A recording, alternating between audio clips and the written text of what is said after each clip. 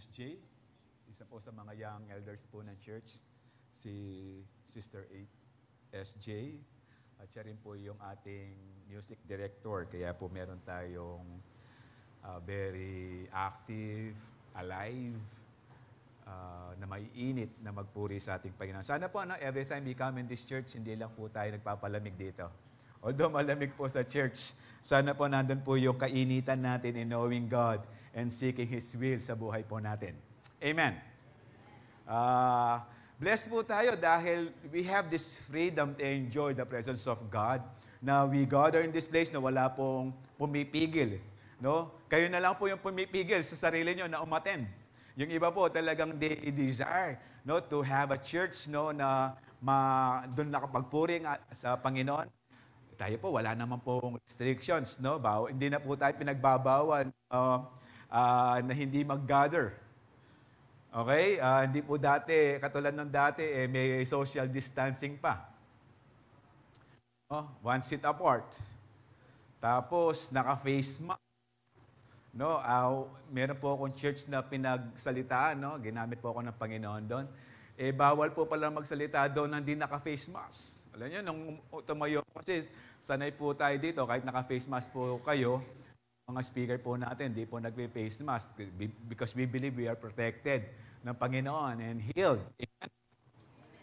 So, nung nagsalita po ako doon, hindi po ako maka-face mask. Sabi ko, hindi ako makapagsalita ng naka-face mask. Parang bitin, no? Parang hindi mo mailabas talaga.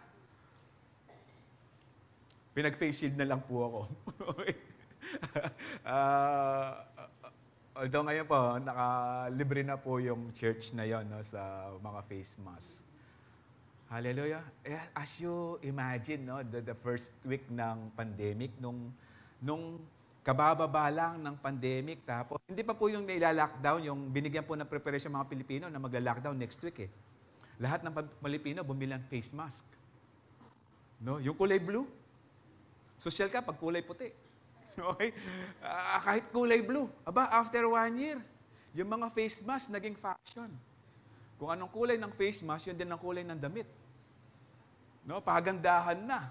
Okay? So, mga Pilipino, adaptable. No? Kaya, hallelujah. Tayo po we can thrive, no, sa buhay natin because of Jesus. Amen? Shoutout po ba sa mga taga Binangonan, no? Last Friday nandun po kami. Nag-wake po ng kapatid po ng ating Daddy Bishop. Yung kuya po niya ay umuwi na sa Panginoon. At pinuntahan po namin siya doon. Nakarating po kami doon almost 9 o'clock. Umalis po kami ng 2 o'clock dito. Haba ng biyahe. Because of the traffic. At marami rin po palang nanonood sa atin doon na taga Binangonan, na taga Darangan. Akala ko po puro babaeng mga nandoon sa lugar na yon. Kasi Darangan. Okay, biro lang po. Okay. May lalaki din pala. May Bapangan. Okay. Hello. Kung nanonood po kayo, shoutout po sa inyo. Sana papatuloy din po kayo sa online natin. Although malayo po, no, yung Binangonan, Rizal. No, nandun po ang ating daddy. Po ngayon, baka pauwi na rin po kasi kanina po linabing po ang kanyang kuya. Hallelujah. Okay. Kayo po ba'y natutuwa pa at nagagalak na tayo buhay? Ito lang po sasabihin ko sa inyo. Magsakripisyo na po tayo in worshiping God. Give our best. Dahil po nabibilang na po yung... Dito po may bilangan. Sa langit, wala pong bilangan. And in heaven, ang pinag-uusapan po doon, eternity, hindi po yung ilang taon lang. Sana po, every time you come in this place, nandun na po yung buong puso nyo paglilingkod sa ating Panginoon. Kaya nga po, ang topic po natin, it's in pursuit of God, no? Pursuing holiness. Ito po yung January. By the way, Happy New Year po. Hallelujah. It's been a while na schedule po ulit ako ng 4th service. Kung di niyo po ako nakikita. Nandiyan naman po sa Life Change TV. Pwede po kayong mag-replay. Okay? So last Sunday po, pinag-usapan po natin pursuing righteousness. Sana po hindi po nyo nami-miss yung mga topic po natin. At kung hindi na-miss nyo man po yung last Sunday, kasi po series po yan, meron naman po replay. Pero wag po kayong umasa kada replay. Baka po yung blessing ng Panginoon, i-replay din niya. Gusto nyo? Okay? And the reason why, no, dahil, kung bakit po tayo nakikinig ng salita ng Diyos, para po yung tayo po ay magpatuloy na umayon sa nais ng Panginoon sa buhay natin. And without holiness, actually, we cannot see God. So kaya nga po pinag-usapan natin yung holiness last week, last Sunday.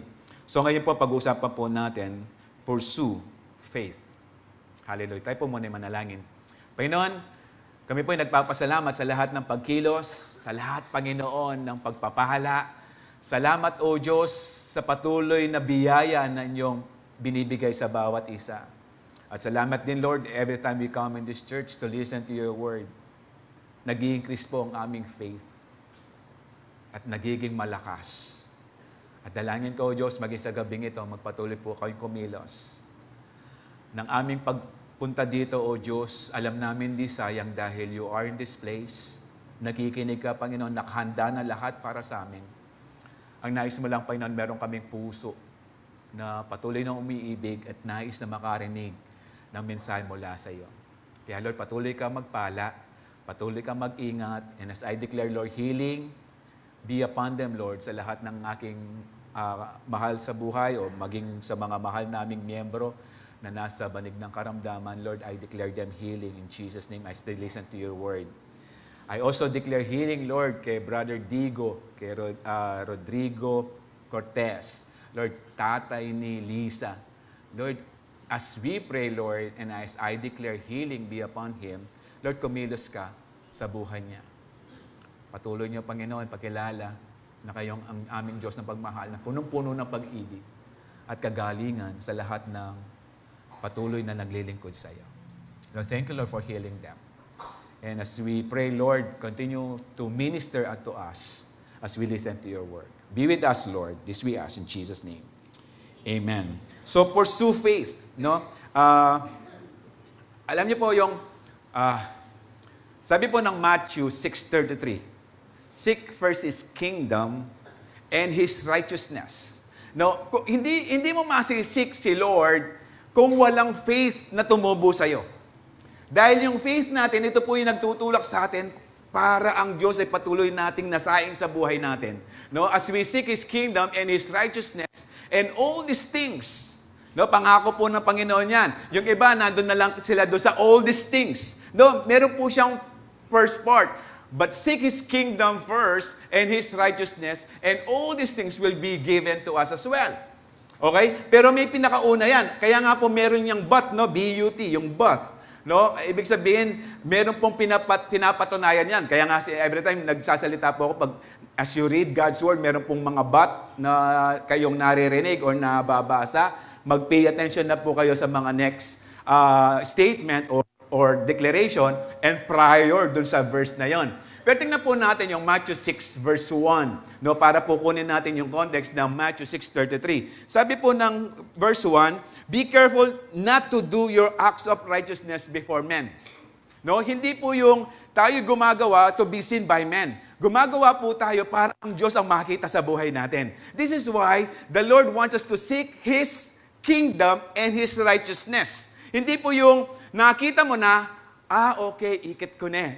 Hindi po yan gano'n, no? Hindi po yung parang artista, no? Parang nung naglalakad po ako dito, si Julian Ward.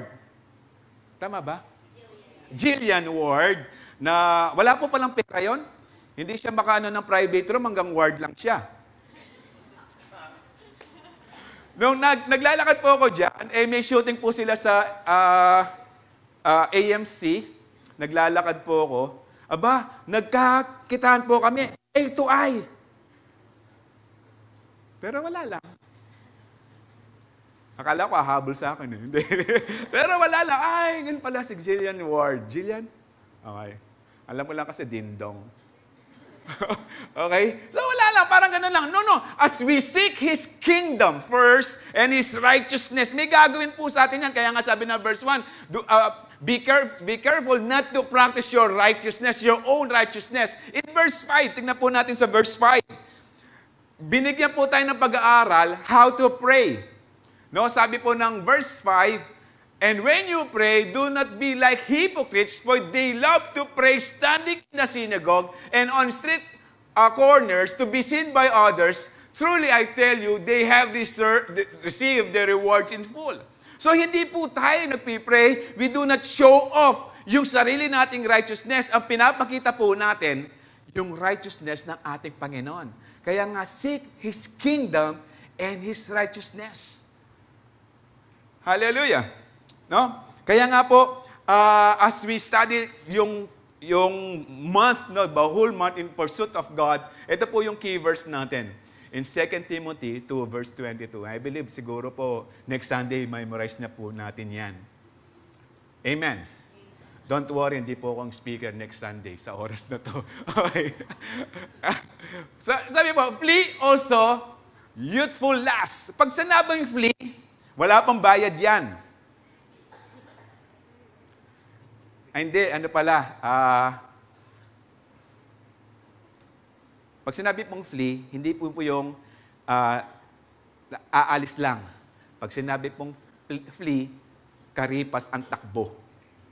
Okay? Pero sabi, flee, also youthful lust, although marami pong minimension si Pablo dyan, pero he mentioned about youthful lust kasi po si Timothy dyan, hindi pa ganun katandaan, mga early 30s lang po siya. Tapos sabi niya, but pursue.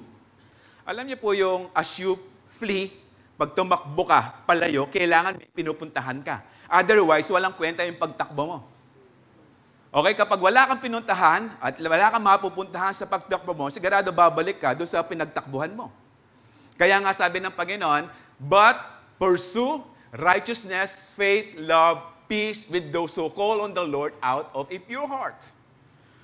Okay?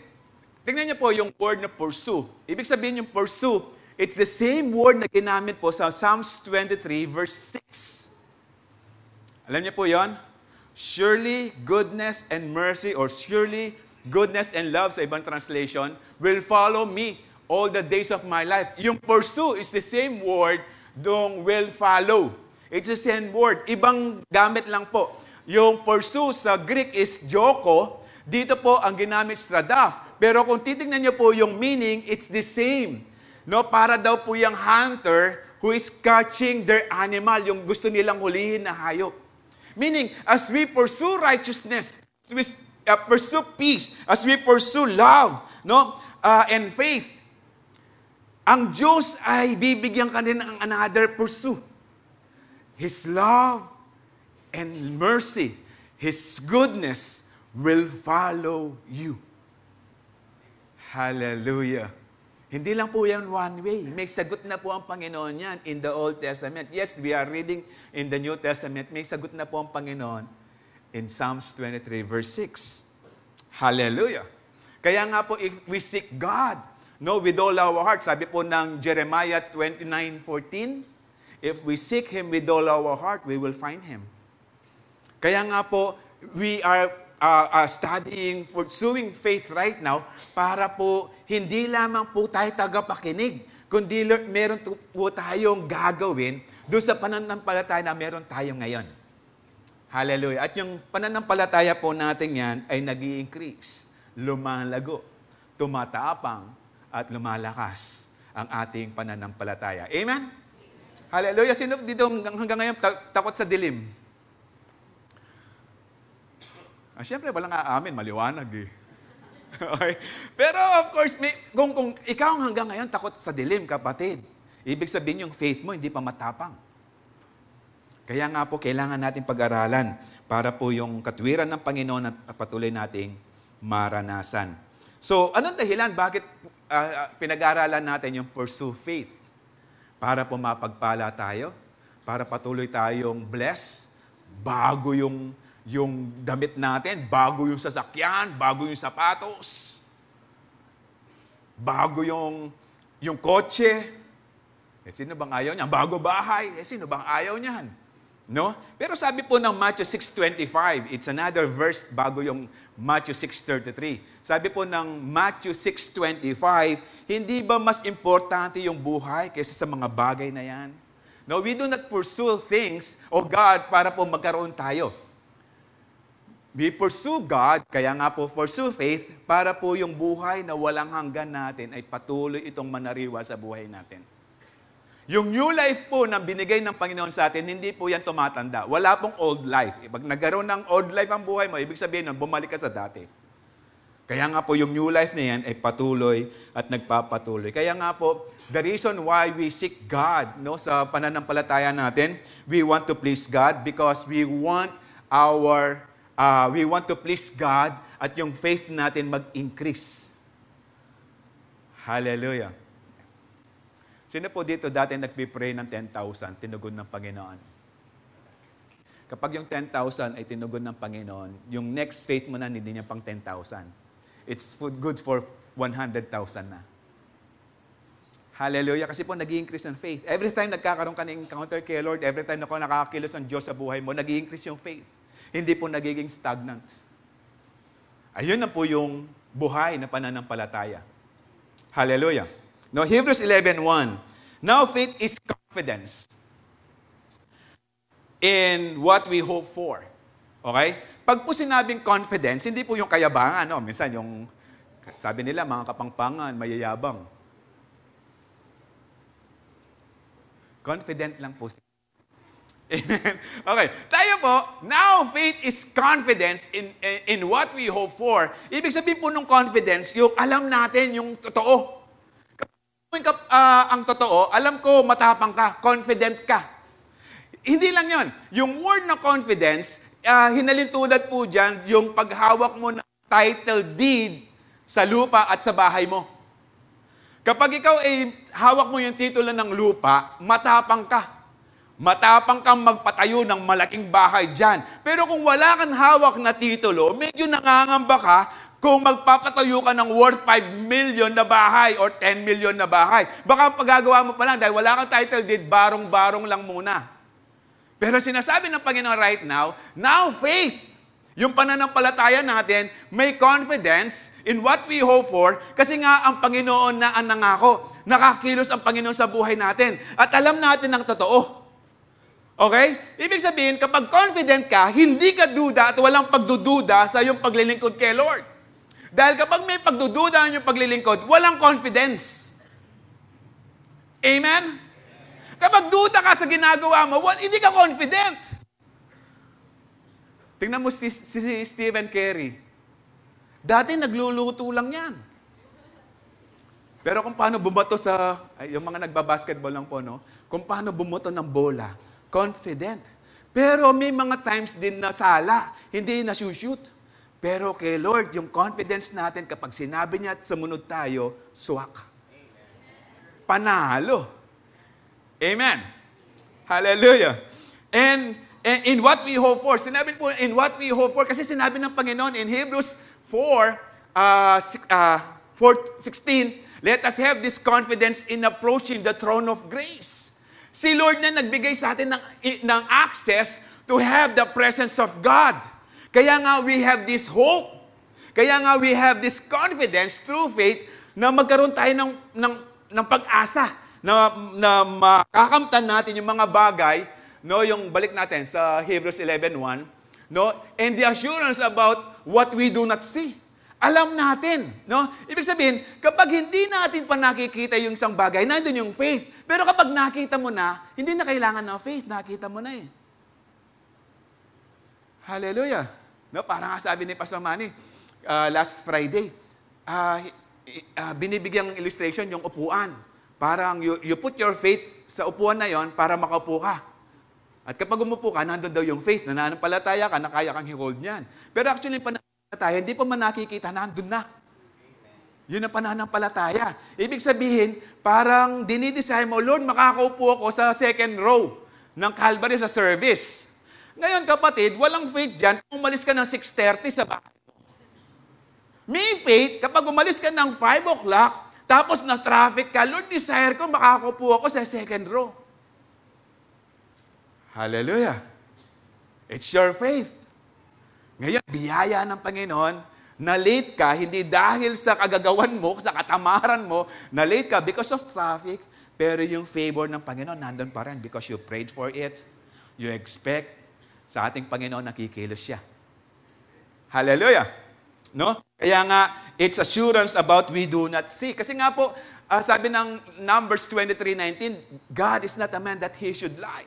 Kapag sinabi niya, ginagawa niya. Hindi katulad ng mister mo. May tumango. Siguro mister niya talaga yung katabi niya. Hindi yan, no? Kasi tao yan. Pero si Lord, kapag nangako, ginagawa po niya. Amen. Kaya nga, ang tinitingnan, kung paano yung willingness natin, yung faith natin to cling, to hold on God's promises. Yun po yung kino-consider natin, ito yung pag-aaralan natin. Hallelujah. Kaya nga, to pursue faith, it is important to devote yourself to know Christ more. Hallelujah. Kapag po pinopursue natin yung faith na galing sa ating Panginoon, of course, we have to devote ourselves to know Christ more. Pag sinabing devote, parang kailan ba yon? January 9. 9? Nandun ka ba? Noong Tuesday, no, yun na lahat ng laman ng balita, yun lang eh. Although, when we devote ourselves to God, ibig sabihin, majority ng oras natin, we give to God. Or all ng oras natin, we give to God. Meaning, this is our solemn act sa ating Panginoon when we devote ourselves to God. Meaning, it's a dedication of something to God. Ibinibigay mo yan kay Lord. At si Lord, kapag binibigyan mo, hindi yan yung sobra lang. Hindi yung day off mo lang. Si Lord, nung nagbigay, buo. Yeah. Ngayon, paano mo i-equate, or, ano yung Tagalog equate, ipapantay yung paglilingkod mo sa ginawa ng Diyos sa krus. Yung sobra-sobra na lang. Ay, oo, day off ko pala ngayon. Okay, mag-church tayo. Hindi po siya ganon. Ibig sabihin, kapag walang day off, walang church. It's our priority. Yung iba, nagpipray, Lord, bigyan niyo po ako ng trabaho para makapagbigay ako sa iyo. Para makapag-tithes. Yan na naman trabaho ng Panginoon. May Sunday. Ano yan? Will na Panginoon o hindi? Depende, Pastor. Pag malaki yung sahod, will ni Lord. Kahit may Sunday, may Wednesday naman tayo eh. Wednesday, ni-require ka ng amo mo, yung boss mo, na mag-overtime din. Ay, talaga. Ang laki na ng tithes ko. Madalas po yung mga pag lumalaki ng tithes, medyo nahihirapan na eh. Pero alam niyo po, sabi nga ng salita ng Diyos, turo po salita ng Diyos, kapag pinagkatiwalaan tayo sa maliit, mas pagkakatiwalaan tayo ng Panginoon sa malaki. Pero kung sa maliit pa lamang, hindi kayo mapagkakatiwalaan, paano kayo pagkakatiwalaan ng Panginoon sa mas malaki? Hallelujah. Kaya nga, as we devote ourselves sa ating Panginoon, sabi po ng Psalms 34 verse 8, no, verse po natin last Sunday, taste and see that the Lord is good. Pag sinabing taste and see, meaning we can experience God sa buhay natin. Hindi yun yung titikman mo, hindi yun yung didilaan mo. No? Hindi. Ibig sabihin, mararanasan mo kung gaano kabuti ang Diyos sa buhay mo. As you allow God to move and to work in your life sa buhay po natin. Sabi po ng Philippians 3:10, si Pablo po ang nagsusulat nito. At si Pablo po, kung kilala niyo po si Pablo, siya lang naman na sumulat ng 13 books sa New Testament. 14 kung ibibigay pa po natin, yung Hebrews. Pero 13 books. Okay? Siya yung kinausap na ng Panginoon, dinisciple ng Panginoon, personal, kahit na nag-resurrect ng Panginoon. After his encounter sa road of Damascus, if you are reading Acts, dinisciple ng Panginoon si Pablo. Pero sabi niya sa mga taga-Pilipay, I want to know Christ. Kung ito apostle ng Panginoon, kinakausap ng Panginoon, meron silang quiet time with God. Marami siyang oras as he prayed sa ating Panginoon. You know, nung kasama niya si Silas doon sa dungeon, sa prison cell, as they worship in the Lord at midnight. Hallelujah! At pinakawalan ng Panginoon, nagkaroon ng earthquake, nalusan yung mga chains nila, nagbukas ang mga prison doors. Dahil sa papurit pagsamba nila sa ating Panginoon, hindi sila nagmalon. Nagmaglon? Nagmukmuk. Lamig malon. Hindi man nga nila sinumbat si Lord. Na gagawan ko na ini, ang dami na namin ginagawa para sa ito pa yung gaganti mo, Lord. Ba't hindi ka gumawa ng milagro at iligtas mo? Ginawa nga ng Panginoon. Pero the Lord is, Paul said, I want to know Christ. Yung know dito, hindi lang yung mental asset, hindi lang yung knowledge. It's about the heart knowledge. Hindi yan yung alam mo lang siya by mind. Pero alam mo siya by heart. Yung sinabi, I want to know Christ. Yes, to know the power of His resurrection. Kapag hindi mo kilala si Lord sa buhay mo, with all your heart, hindi ka darating dun sa, hindi mo mararanasan yung power kung bakit nag-resurrect ang ating Panginoon. Sabi po ng Romans 8:11, no, the Spirit that lives in us, siya po yung nagbigay ng power para ang ating Panginoon mag-resurrect. And this Holy Spirit lives in us. Kaya nga sabi ni Pablo, I want to know the power of His resurrection. Kasi po, nandun yung pag-asa natin eh. Nandun po kung bakit po tayo, we are willing to face death because we believe that there is resurrection. Amen. Tingnan mo yung katabi mo, magre-resurrect yan kapag kinalabit mo. Hallelujah. Okay. And participation in His suffering. Alam niyo, kapag you don't know Christ in your life, kapag konting persecution lang, baka bubitaw ka na. Konting gutom lang, baka umuwi ka na. Konting init lang sa Calvary Temple, baka umuwi ka na. Kapali ka rin, pambira, may papawas.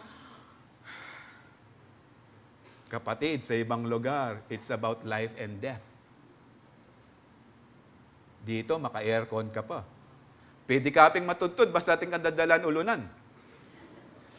Hallelujah. Kaya mga ushers, kapag alam nila may dala kang unan, alam na nila na matutulog ka. Okay? At ako'y tuwang-tuwa naman kapag may nakakatulog. Pero mo, ang ingay ko. Tapos nakakatulog pa siya, ibig sabihin, I can bring peace doon sa taong to. Diba? Kapag nakakatulog ka, peaceful ka. Try mong matulog na punong-puno ng problema. Kung makatulog ka. Hallelujah. Kaya pag may natulog, gisingin niyo po kasi napapa-overtime ako. Hallelujah. Okay? Pero tingnan niyo po, si Pablo nang sinusulat niya to, nasa Roma, nasa Rome na siya, naka-imprison na siya doon. Posible malapit na siyang patayin ni Nero. Pero tingnan niyo po, in participation in the suffering, becoming like Him in His death. This is not about the actual death of Christ, no, kung paano siya pinatay. Walang makakagawa at makakagaya nun. No, kung paano siya nilatigo, no, mula pa lang sa palace ni King Pilate hanggang sa Golgotha. Walang makakalampas niyan na tao. Si Jesus lang makakagawa niyan. Pero sinasabi ni Pablo, ano yung nangyari? Ano yung karakter ni Jesus nung siya ay pinako sa krus? Hallelujah. Kaya nga may power eh.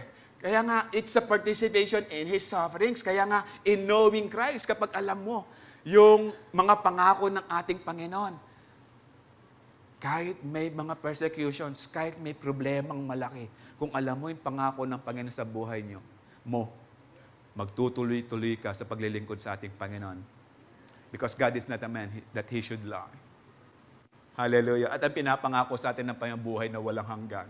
Pagpapalit mo ba yung buhay dito sa lupa sa buhay na walang hanggan? Alam niyo kailan mag-i-end ang walang hanggan? Alam mo kung saan yung ending ng walang hanggan? Ako, hindi ko nga alam eh. Gulong ng palad nga, natapos eh. Kasi sabi nila, ang gulong palad, tuloy-tuloy daw yan eh. May tumatawa, kasing edad ko po siguro kayo, no? Kasi during that time, maliit pa ako, high school pa lang ako, no? O elementary, nung uso yung gulong ng palad. Hallelujah. Amen? Hallelujah. And then in 1 John 2, 3, and 4, we can be sure that we know Him if we obey His commands. Alam? Ito. Kapag alam mong may resurrection, at alam mo na ang buhay mo ay merong buhay na walang hanggan sa ating Panginoon, no, in heaven, then ipapakita mo yan as you obey. Ito. Tayo po yung mga anak ng Diyos. Amen. At kung anak po tayo ng Diyos, ang bagay na ginagawa natin, ikita natin sa ating Ama. Ako po yung tatay ko, basketball player, kaya nga po, nag-desire po ako, nung maliit pa lang ako, nag-desire ko laro ng basketball player. At elementary pa lang po ako, challenge ako ng tatay ko, sabi ng tatay ko, anak, kapag nalampasan mo lang yung dami ng uniforme ko, kasi meron po siyang uniforme, 2 maletang malalaki. Malampasan mo lang yan. Okay? Hindi ko nalampasan kasi marami ng mga basketball player na maltangkad. During that time, nung panahon, 3 lang nga tayo naglalaro dito sa Angeles. At yung court, 2 lang ata. Nung panahon ko na, 10 years ago, marami ng basketball court. Ba't nakangiti kayo? 10 years ago. Ano pong 19 yun? Okay. Marami na, kaya nga, maraming competitions. Pero nag-desire po ako na makilala rin sa basketball. Ayun nga, nakilala ako sa basketball. Dahil sa pangalan ng tatay ko. Kasi po, nung grade 6 na po ako, naglalaro po ako ng inter-school. May kumalabit po medyo may edad sa akin. Papasok po ako sa committee para po magpalit ng player. Sabi nung matanda, hindi ko nga po mamukhaan yung tao eh. Sabi niya, ano mo si Ismael Garcia? Yan yung gwapong basketball player. Sasabihin ko sana eh. Sabi ko lang, tatay ko po, kaya pala. Di ko alam kung ano ibig sabihin ng kaya pala. Hallelujah. Kaya nga po, if we know Him, kapag sinasabi po natin we know Him, if we obey His commands. Okay? Kasi po may relationship. Nung tayo po ay tumanggap sa ating Panginoon, may relationship. Okay? Di po ba kapag merong relasyon, ayaw mo na yung karelasyon mo, madidisplease mo. Sino po dito yung magkatabi, mag-asawa, magkatabi? Yung iba, dinidinay eh. Di ba hanggang ngayon, nagkakaroon ng ligawan? Kasi ayaw mong magkahiwalay. Okay? Excuse. So, patuloy ka ngayon na nais mo gumawa ng relasyon. Kaya nga, hindi ka gumagawa ng mga bagay na ikakasama ng loob ng asawa mo. Tama? No, yung ayaw niyang gawin, yun ang ginagawa mo. Tama? Ayaw niyang maglaba, di ikaw maglaba. Tama? Ayaw niya mag-franchise, di ikaw. Ayan, magkakasundo kayo. Sinasabi natin ngayon, we can be sure that we know Him if we obey His commands. No? Kapag sumusunod tayo, ibig sabihin nun, meron tayong maganda relasyon sa ating Panginoon. If someone claims, I know God, but doesn't obey God's commands, that person is a liar and not living in the truth. Okay? So malalaman mo kung talagang ang kausap mo, Kristiyano. No, hindi yun yung nagkikipagdebate yung lasing sa'yo. Na sinasabi niya, nabasa na niya yung buong Bible from Genesis to Revelation at nais makipagdebate sa'yo. At sinasabi niya na Kristiyano siya pero lasing siya. Hallelujah. Wala pong ganun na tao. At posible yung taong yon ay walang magandang ugnayan sa atin. Yes! Kaya mong basahin ang salita ng Diyos. But para maintindihan mo the whole context ng salita ng Diyos, you need the Holy Spirit. You need the relationship. You need the faith. Para maintindihan mo ang salita ng Diyos. Maraming mga matatalinong tao nagbasa ng Bible without faith in the Lord. Hindi nila naintindihan. Pero meron akong kilala, hindi marunong magbasa. When he started reading God's Word, nagkaroon ng wisdom from the Lord, nakabasa, naintindihan niya, hanggang ngayon, pastor siya, kahit hindi nakapag-aral. Hallelujah. Pero hindi ko naman sinasabing huwag kayong mag-aral, magpapastor kayo. May mga tinawag ang Panginoon na gano'n, pero of course, lahat po kami nag-aral. Amen. Amen. Alright. Kaya nga po, obedience to God's Word is evidence that we truly know Him, and have a good relationship sa ating Panginoon. Hallelujah. In 2 Peter 3, therefore, dear friends, since we have been forewarned. So now, warningan na ni Peter yung mga taong ito, nakausap niya o sinusulatan niya. Be on your guard so that you may not be carried away by the error of the lawless. Pag sinabing lawless, ito yung mga disobedient. Ito yung mga, ang gusto lang nila, nilang sarili lang. Okay? The lawless and fall from your secured position. Ibig sabihin, meron tayong secured position when we receive the Lord Jesus Christ as our Lord. Okay? Meron tayong ugnayan. At yung ugnayan na yan, very strong yan if we keep following God sa buhay natin. Okay? But sabi niya, beware, no? Be on your guard so that you may not be carried away dun sa mga turo ng mga lawless at mag-fall from your secure position. In verse 18, but grow in the grace and knowledge of our Lord and Savior Jesus Christ, to Him be glory both now and forever. No, para yung hindi ka ma-persuade or madala, para hindi ka malinlang, ang sabi ni Peter sa mga kausap niya, grow in the grace and knowledge of our Lord Jesus Christ. Just like si Pablo, I want to know Him, Christ, more. So maging tayo, whenever we come in this church, although Sunday nga lang, but see to it, you are reading God's Word. Amen. Hindi po sapat yung nakikinig lang. Kailangan po meron tayong pagbabasa ng salita ng Diyos. Every day. Alam po yung nung nag-gym ako, hindi halata, no? Matagal na yon. Kapag pupasok ka sa gym, hindi lang yung gym lang ng oras ng pag-gym doon, hindi lang doon. Meron kang bibilin na dumbbell para kapag hindi ka nakakapasok sa gym, meron kang somehow na pangsundot at pang-follow up sa mga muscles mo. Okay?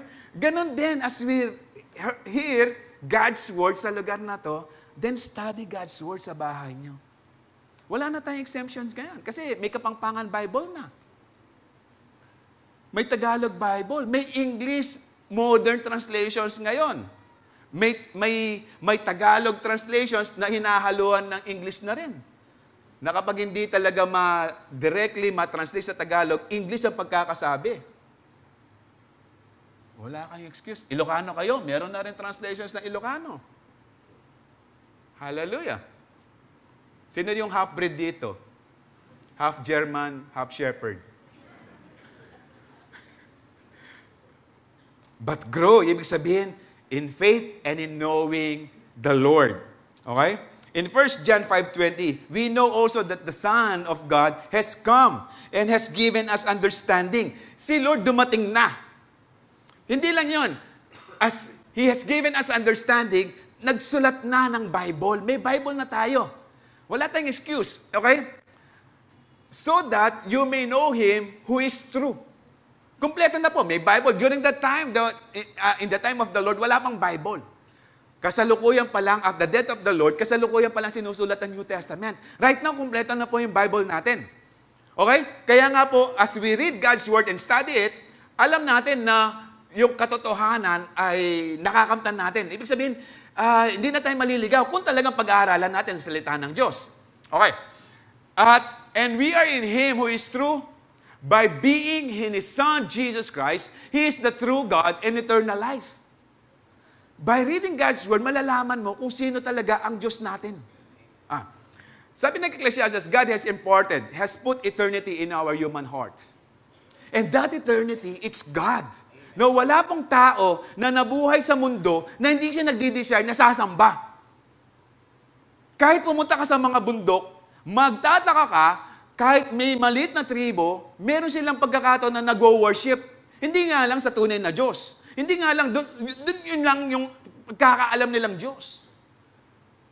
Kahit sabihin mo sa mga taong di naniniwala sa Diyos, kapag malapit silang mamatay, they call out sa ating Panginoon. Hallelujah. And kailangan natin makilala kung sino si Jesus. The Son of God, He is the true God and eternal life. Ito yung importante. Meron tayong buhay na walang hanggan sa pamamagitan ng ating Diyos, ng ating Panginoong Yesus. Hindi po ako may sabi yan. Salita ng Diyos ang pinag-aaralan natin. Hallelujah. Hallelujah. Kaya nga binibigyan po tayo ng discernment and knowledge ng ating Panginoon para po magbasa. We have the Holy Spirit para po matranslate sa atin at malaman po natin ang katotohanan. In 2 Peter 1, 2, 3, grace and peace. Ito po, no? Para po hindi tayo malaglag at hindi tayo mawala. Sabi rin ni Peter, no? Dinagdag po ni Peter ito. Grace and peace be yours in abundance through the knowledge of God and of Jesus our Lord. Ibig sabihin, yung as we know God, no, habang pinag-aaralan natin ng Panginoon ang salita ng Diyos, yung grace at yung kanyang kapayapaan, dumadami. Nagiging sapat. At sobra-sobra pa. Okay?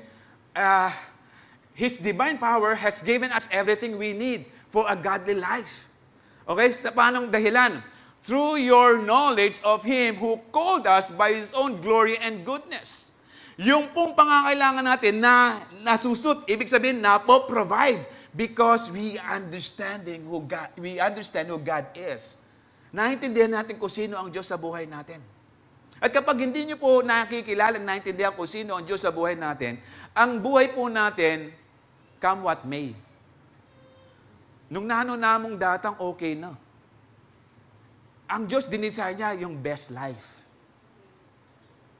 Kaya po in heaven, mansions ang pinag-uusapan. Hindi barong-barong. At in heaven, hindi po yung ispaltong daan, gintong daan ang pinag-uusapan doon. Take note, He gave His only begotten Son. Mamamatay sa krus para lang sa atin. At namatay sa krus para sa atin. Tayo, wala pa tayong binibigay. Pero ang gusto lang ng Panginoon, yung puso mo maglingkod sa Kanya.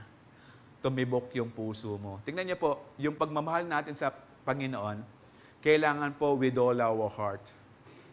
Kailangan po yan tumibok straight sa ating Panginoon. At kapag hindi na yan tumutubok sa ating Panginoon, ibig sabihin nun, you stop following the Lord. At nag-stop ka na rin na mag-expect sa pagkilos ng Diyos sa buhay mo. Ibig sabihin nito, sinasabi mo sa sarili mo, sufficient ka na. Okay ka na. Alam niyo, sa buhay Kristiyano, walang okay na. Because we desire the best na may bibigay natin sa ating Panginoon. Amen? Amen? Hallelujah. Kaya nga, boost your faith. Consume more of God's Word. Totoo po ito. Tingnan niyo po, as you consume more food, anong nangyayari? More weight! Magkatingnan sa katabi mo. Okay? Pero as we boost our faith, we consume God's Word, ang resulta nito, faith, stronger faith. Amen? Kaya nga po, kailangan kailangan ma-consume po natin yung mga bagay na nais ng Panginoon sa buhay natin. Maging obedient tayo. Huwag tayong tumulad sa mga kabataan ngayon. Mga kabataan kapag sumusunod sa mga magulang, nagiging ibon. Wait. O yung iba, nagiging paniki. No? Alam niyo na, no? Nagiging paniki. Yung mga inutusang kabataan ngayon, no? Nagiging paniki. Kasi maririnig mo pag inutusan, ba't ako? Ba't ako? Ba't ako? Hallelujah! Pero tayo, as we boost, no, our faith, as we read God's Word, no, malalaman mo yan kapag punong-puno siya ng salita ng Diyos, sumusunod yan sa ating Panginoon. Hallelujah! May pagkilos. Kasi po yung faith natin, kailangan may muscle. Kailangan kumikilos. Dahil kapag yung faith natin hindi na nakakilos, ibig sabihin, nagiging stagnant or patay na pananampalataya na. Kaya nga po yung faith natin, kailangan meron siyang muscle. Romans 10:17. So then faith comes by hearing, and hearing the word of God. So yung faith nagsisimula yan at nagkakaroon yan kapag tayo nakakarinig na salita ng Diyos. At yung doubt din, yung opposite ng faith is doubt when we start hearing word of unbelief. Hallelujah. Yung sasabihin sa'yo na wala ka ng pag-asa. Kapag yung kapatid, binigyan mo ng in-entertain mo sa sarili mo, pumapasok niya yung doubt, yung duda. Pero kapag nandun pa rin, no, sabihin mo, i-reject mo yan, no, pagpapalain ako ng Panginoon. I will be the head, not the tail. Hallelujah. I will be the first and not the last. Amen. Hallelujah. Kaya nga, be careful with what you hear. Don't listen to unbelief. Si Joshua, nung papasok na po sila sa Promised Land, kung nakinig po siya sa mga kasama niya, kasi po, binigay ni Moses yung pamamahala kay Joshua, kasi po, mamamatay na si Moses dahil hindi na siya makakapasok sa Promised Land, yun yung sabi ng Panginoon sa kanya. So, iti-turn over kay Joshua. So, ang plano ng ang advice ng Panginoon sa kanya in Joshua 1:8, no? The Lord said, "Let this book of the law depart from your mouth. Meditate on it day and night." It's day and night. Si Joshua na to. Si Joshua na nakita niya kung paano hatiin ng Panginoon yung Red Sea. Alam niyo, nung susunod sa Red Sea? Red D. Yung Red Sea, yung dagat na pula. Okay, nung hinati. Alam niyo, nung hinati ng Panginoon yung Red Sea, hindi ganito lang kalawak. It's about 1 kilometer wide. Nakita ni Joshua yan. Nakita rin ni Joshua nung inispa yung Promised Land for 40 days. Nakita din niya yung pangako ng Panginoon. Pero eto, nakita niya yung kalaban sa loob at nakita rin niya yung mga taong kasama niya. Kaya sabi ng Panginoon, "Do not let this book of the law depart from your mouth. Meditate on it then, so that you may be careful to do everything written in it. Then you will be prosperous and successful." Doon lang tayo nagiging prosperous and successful. Doon lang. When we follow the Word of God in our life. Hallelujah. Pangalawa po, to pursue faith, it is important to push. Let me push your prayer request towards God. Push. Pray until something happens. No? Hindi po tayo nananalangin ng isang beses lang. No? We keep on praying. No?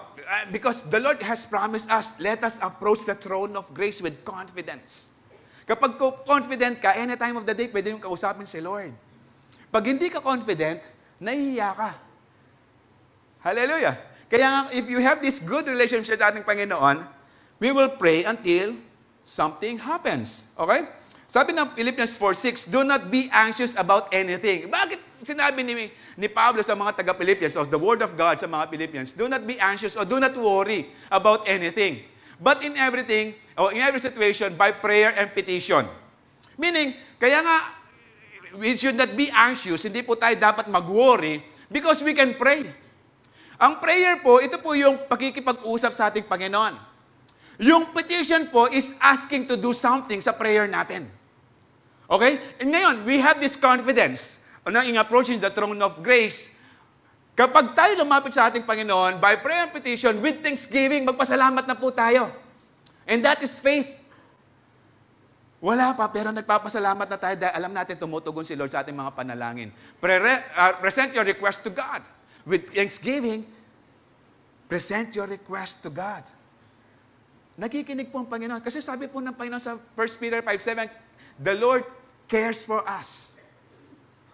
Hallelujah. He concerns us.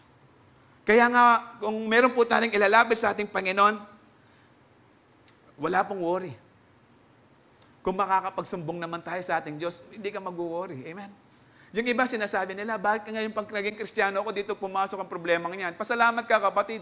Kasi nandiyan ang presensya ng Panginoon sa buhay mo. Kung dumating ang problemang yan, wala ang Panginoon, kawawa ka. Hallelujah. Pero ang Panginoon, wala siyang pinlano na nakakasama natin. And Jeremiah 29:11 said, "For I know the plans I have for you. Plans to prosper you and not to harm you." Amen. Kaya instead of worrying, pray and tell God about your needs. Never give up. No, sabi po ng Luke 18:1-8, one day Jesus told His disciples a story to show that they should always pray and never give up.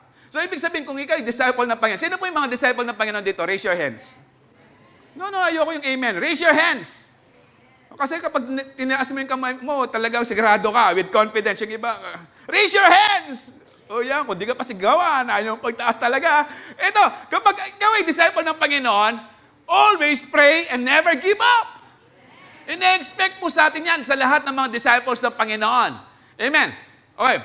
There was a judge, sabi ng Panginoon, in a certain city, he said, who neither fear God nor care about people. Itong judge na to, hindi niya kilala ang Panginoon. Hindi niya kilala, so hindi niya kinakatakot ang Panginoon. Tapos wala siyang concern sa mga tao.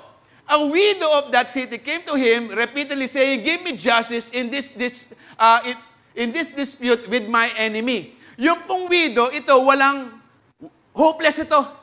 Yung widow. Alam niyo, during that time, kapag ikay widow, parang you are as good as dead kapag walang tutulong sa'yo. Kapag wala kang lalaking anak, you are good as dead. Kasi po yung mga babae during that time, hindi nagtatrabaho. Kung wala lang magsusupport sa kanila, magpapakain sa kanila, hindi na sila mabubuhay. So, itong judge, may pera yan. Okay? Kayang mabuhay. Pero itong widow na to, walang kakayanan. Hindi nga kaya magbayad hindi kaya mag-bribe.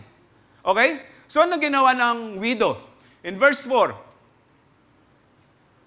the judge ignored her for a while, but finally, he said to himself, "I don't fear God." No, inaamin ng judge na to, "I don't fear God or care about people." Ibig sabihin, itong taong ito, tumatanggap ng lagay para yung pumabor sa tao. Okay. But this woman is driving me crazy. Araw-araw I'm going to see that she gets justice because she is wearing me out with her constant requests. Alam niyo yung wearing me out? Ang ibig sabihin po niyan sa Greek, yung sinusuntok ako sa mata araw-araw. Hallelujah. Gusto niyo yan? Na araw-araw may black eye ka? Okay, yun yung paliwanag ng judge na to. So in verse 6, then the Lord said, "Learn a lesson from this unjust judge." Okay, hindi natin kino-compare ang ating Diyos dito sa unjust judge. Okay? Kasi itong unjust judge, wala siyang, hindi niya kinakatawan ang Diyos at walang pagmamahal sa tao, pero nagbigay. Nagpaunlak. Pero sinasabi ng Panginoon, we have a loving God. Na kapag lumapit tayo sa Kanya, hindi tulad ng unjust judge na walang concern. Ang gusto lang niya ay sarili lang niya ang iniisip. No. Meron tayong mahabaging Diyos, mapagmahal na Diyos. Even He rendered a just decision in the end. So, don't you think God will surely give justice to His chosen people who cry out to Him day and night? Hindi ba yung Diyos na mapagmahal? Na Diyos na may kapangyarihan? Hindi kanya niya ibibigay yung mga nais mo? Dahil araw-araw kang tumatawag sa Kanya. Kung yung judge, nagulantang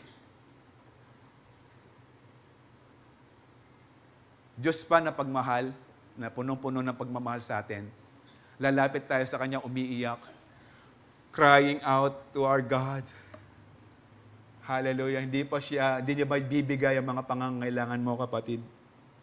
Hallelujah. I tell you, said the Lord, I will grant justice to them quickly. But when the Son of Man returns, how many will He find on the earth who have faith? Pagdating ng Panginoon, meron pa kaya, itong tanong, meron pa kaya mga Kristiyanong nananalangin na may pananampalataya sa Kanya? Yes, binibigay yung pangangailangan natin. Yung prayer request natin, ibibigay ng Panginoon. Pero ang tanong, after that, meron pa kayang pananampalatayang magagawa isang Kristiyano tumawat sa Panginoon sa Kanyang pagdating? O baka pag tumugon ng Panginoon, okay na? Ang bottom line is, ang gusto ng Panginoon, who have calling our God. Hallelujah. Tingnan niyo po sa next verse kung bakit po natin o bakit nais ng Panginoon na patuloy tayo manalangin. Sa Daniel 10:12-13, then he said, "Don't be afraid, Daniel. Since the first day you began to pray for understanding and to humble yourself before God, your request has been heard in heaven." So huwag kang mag-alala, Daniel. Narinig ka na. But it took him 21 days. Pero sinasabi ng angel, the first day pa lang, tinugon na yung panalangin mo. I have come in answer to your prayer. No, dumating ako para doon sa sagot ng panalangin. Alam nyo, whenever we pray, yung angels dinadala yung mga panalangin natin sa langit. At yung mga angels din ang nagdadala ng sagot sa ating mga panalangin. Hallelujah. Hallelujah. Kaya hinintay ng Panginoon yung mga panalangin natin. Kasi maraming nakalaan. Nanalangin sa Panginoon. Okay? Kaya nga, start praying and never give up. Amen. Meron tayong makapangyarihan Diyos. Amen. Parang malungkot kayo. Parang di kayo convincing. Parang di convincing, parang di kayo persuaded. No? Okay. In verse 13, but for 21 days, the Spirit Prince of the Kingdom of Persia blocked my way. So, hinarangan siya. Okay? Ibig sabihin, sa level natin, sa first heaven, second heaven, and third heaven, sa second heaven, nakakapasok si Satan o yung mga demons niya. Okay? So, posible, within that, yung first heaven and second heaven, medyo nandun sila. No? Tinali siguro. Okay. Yung kalaban, Kingdom of Persia, makapangyarihan. Then Michael, one of the archangels, ibig sabihin, high-ranking angel ito.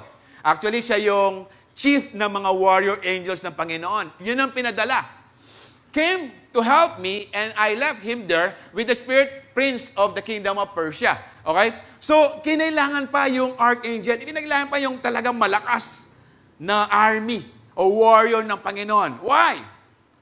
Yung panalangin natin importante. Pero itong panalangin ni David kung bakit he wants wisdom from the Lord at ibibigay na yung sagot doon sa panalangin ni David. Kasi nga po, yung wisdom o yung knowledge na ibibigay at kasagutan sa panalangin ni David ay ni Daniel, patungkol yan sa second coming. Ayaw ng demonyo o ni Satan na malaman ng tao kung ano yung mga signs sa second coming. Hallelujah. Alam niyo po ba na malapit na dumating ang Panginoon? At sinasabi ng Satan ngayon right now, okay na yan. Yung pasimba-simba every Sunday, okay na yan. Monday to Saturday, trabaho. Pagdating ng linggo, okay na yan. Hallelujah. Hindi po okay yan. We desire yung best worship natin sa ating Panginoon. Kaya nga mayroon pong mga pananampalataya nag-i-increase whenever we step in this sanctuary. Nagpapatuloy po tayo sa paglilingkod sa ating Panginoon. Amen? So for 21 days, hindi huminto si Daniel para makakuha yung panalangin. Dahil may nangyayari sa spiritual world. Hallelujah. So how many times na tayo mananalangin? Si Elijah, kilala po si Elijah? Nung after po na tumugon ng Panginoon, sa 1 Kings 18, tumugon ng Panginoon ng apoy para ipakita kung sino yung tunay na Diyos na kailangan sambahin. Isang panalangin lang, tumugon ng Panginoon. Pero nung mananalangin siya siyang ulan, it took him 7 times to kneel down, to prostrate himself in the presence of God. 7 times. Sinasabi ng Panginoon, may ginagawa ang Panginoon sa mga panalangin natin. So never give up. Kung merong word si Lord sa buhay mo, ito, meron ka bang matagal nang pinapanalangin hanggang ngayon di pa binibigay ng Panginoon? Huwag lang yung ikaw maging darna. Meron ba? Meron? Kung meron? Alam niyo, ito lang sasabihin ko, kapag pinadesire na ng Panginoon yung bagay na yan, start praying. Dahil ibibigay na ng Panginoon.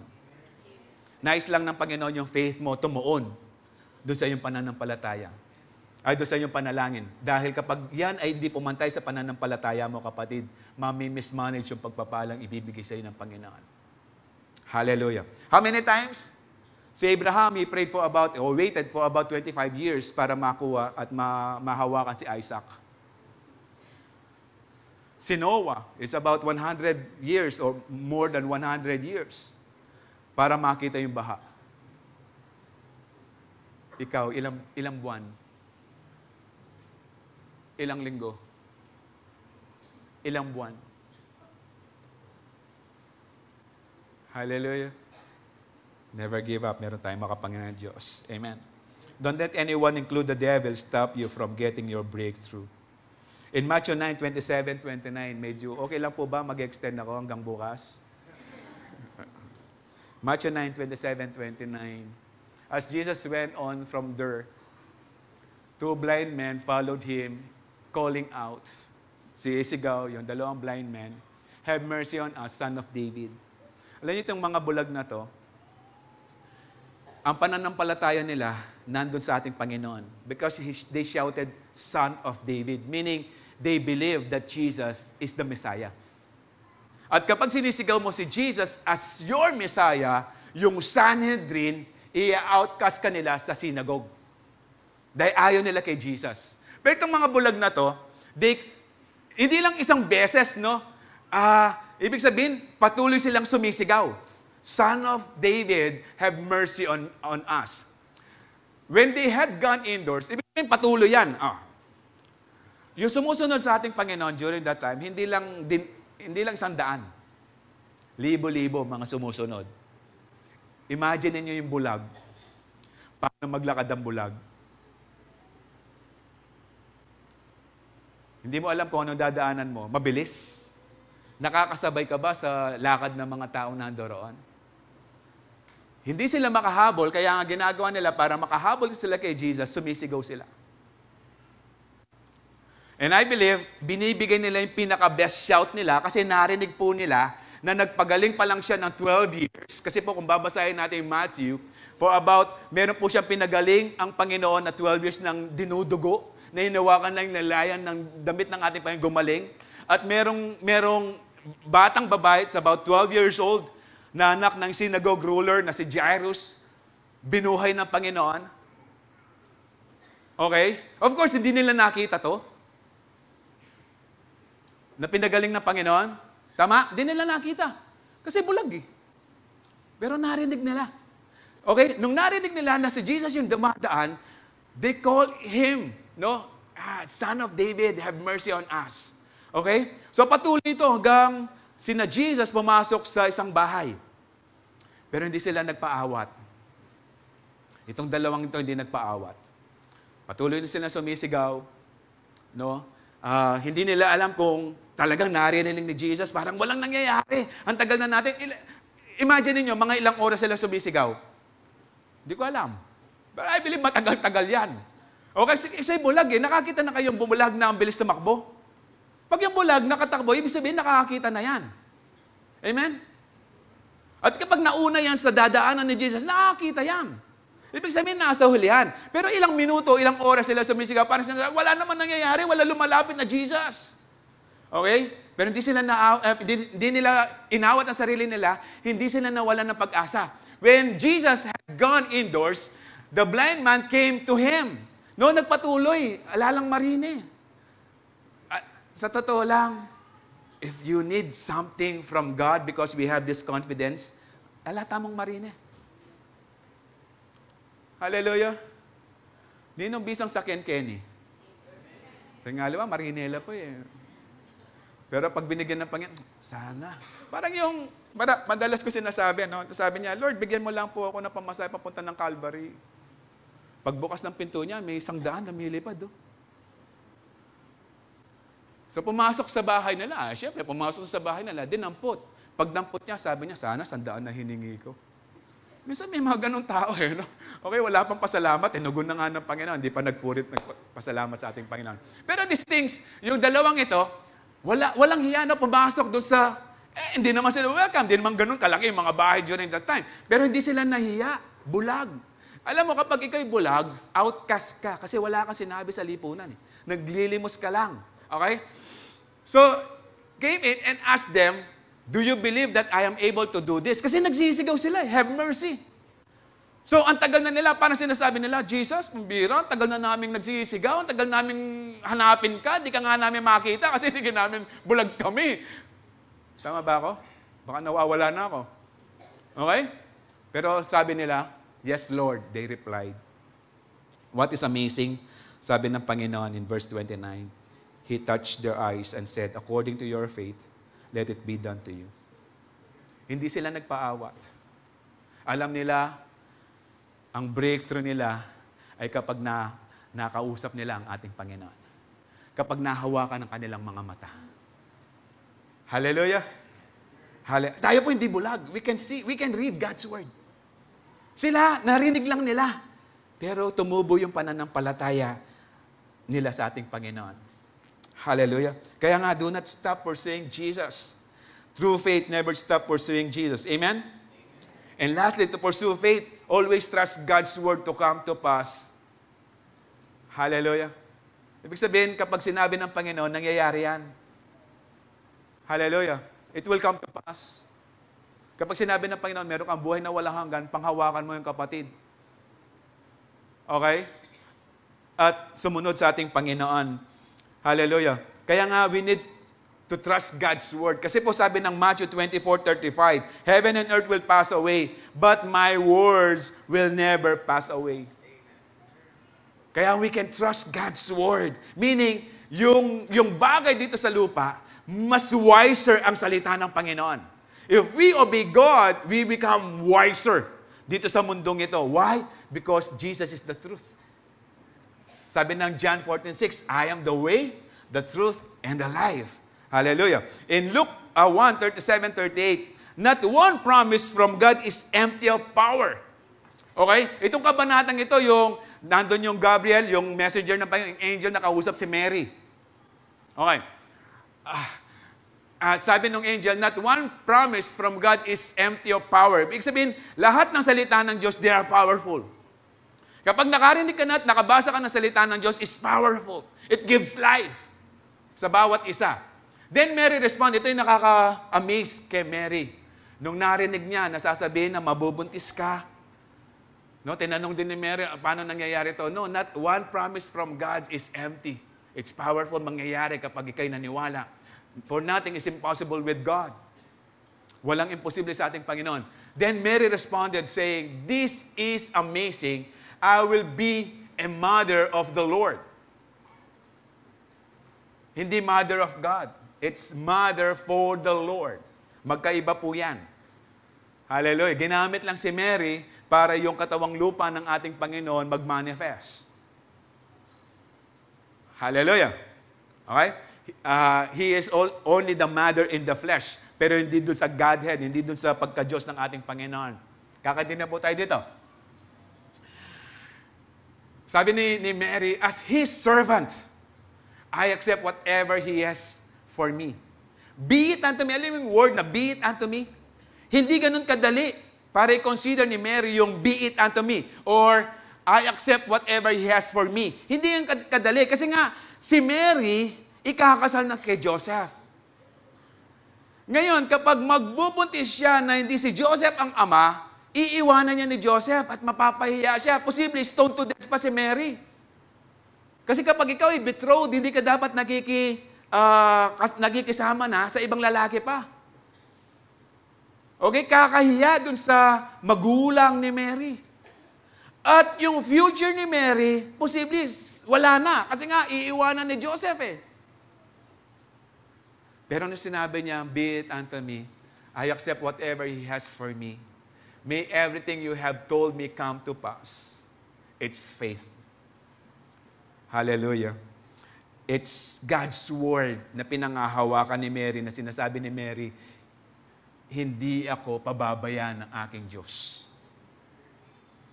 Hallelujah. Meron man kayong sitwasyon na posible alanganin, pero will ng Panginoon na you will stay in that position, in that situation, hindi ka mapapahamak, kapatid. Kung merong misyon ng Panginoon sa buhay mo, alam mo, may mission ang Panginoon sa buhay mo at sumusunod ka sa ating Panginoon. Hallelujah. Kahit anong sakyan mo, hindi ka mapapahamak. Dahil the Word of God will come to pass in your life. Hallelujah. No? Kaya nga sabi ni Mary, He is my Lord. I am His servant. Hallelujah. In Joshua 21:45, not one of all the Lord's good promises to Israel failed. Everyone was fulfilled. Bakit sinabi ni Joshua to? Kasi po maraming mga Israelites during that time, they failed to follow God.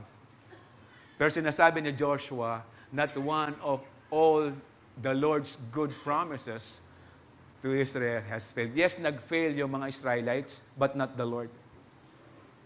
May mga pangako ang Panginoon, pero hindi siya failure sa'yo. His word will come to pass.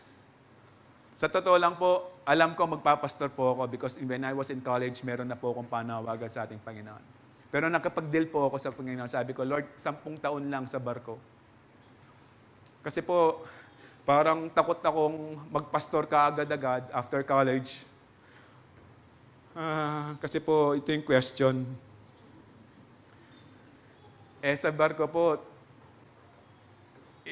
ngayon, times 52 eh. Sabi ko, 10 years, ipon ako, 10 years. Hallelujah. It will come to pass. The Word of God will come to pass. And after 9 years, nag-retire po ako. Meron akong ipon. Pero the Word will come to pass. Nag-business. For 1 year, yung 1.3 million na pinondar namin sa business, for 1 year nawala. Di namin alam kung saan nagpunta. Naglakad siguro o namasyal, di namin natuntun. Pero yun ang pagtataka, hindi kami nagbumili, hindi kami nag-outing, hindi kami nag-abroad o namasyal, nawala yung 1.3 million. Pero ito yung katotohanan, sabi ko sa sarili ko, kung noon pa lang sana nagpastor na ako, alam ko na ang kahihinatnan ng buhay ko. Nung nagbabarko ako, wala akong sariling bahay, wala kami sariling bahay. Mag-asawa, nangungupahan lang kami. Pero nung ako nagpastor, meron na kaming bahay ngayon, 1.250 million.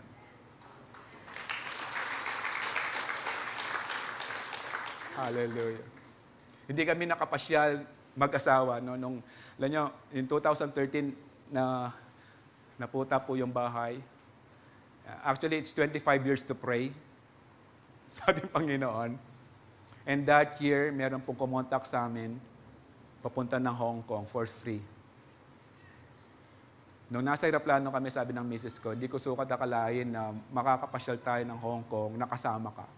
Sabi niya sa akin, bakit naman? Pastor kayo. Hindi siya naniniwala. No? Actually, maraming tao that they don't believe that God can provide what they want or they expect from God. O yung dream nila sa ating Panginoon. Hallelujah. At nakapasyal na rin po kami ng Batanes. Hallelujah. You know, God is amazing. Sabihin mo lang sa ating Panginoon, I'm just your servant. At kapag siya ang ating hari, hindi tayo mapapahamak, kapatid. The best is yet to come. Hallelujah.